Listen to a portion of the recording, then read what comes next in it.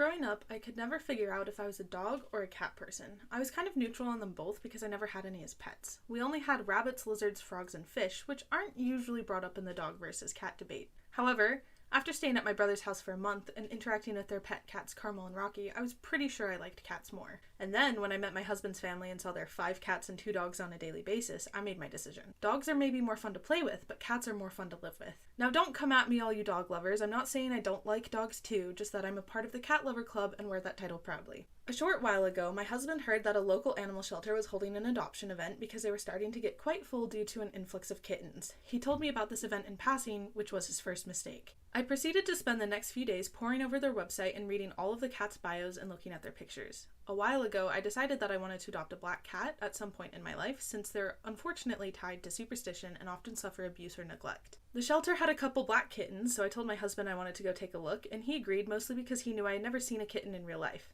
His second mistake. Side note, every time I say kitten, I hear Martha from Martha Speaks in the back of my head.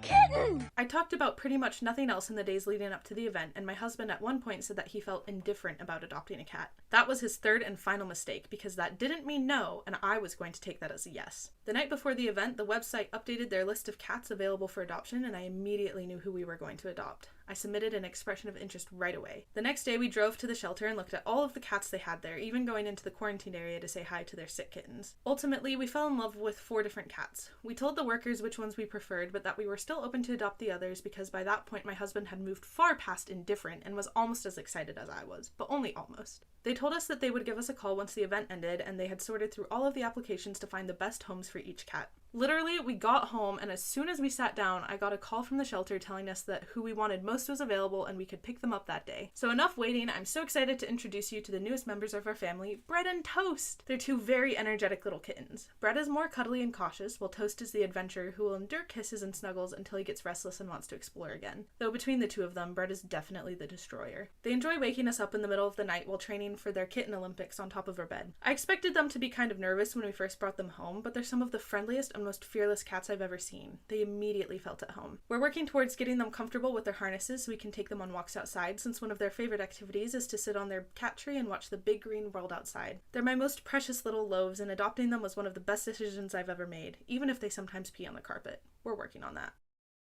For anyone who's curious, their names come from a conversation I had with my husband a couple years ago about how I wanted to get a black cat and name it Bartleby after a cat on a little kids TV show. And he told me that was dumb and that we should name it Bread, as in banana chocolate chip bread, and then get him a friend and name him Toast. It turns out all of his animal name suggestions are after food, considering the other animals he named for his family are Minty, Skittles, and Taco, and I just thought the pairing was cute. What are the fun names you've named your pets? I'm curious to hear the stories behind them too, so please share in the comments. Until next time!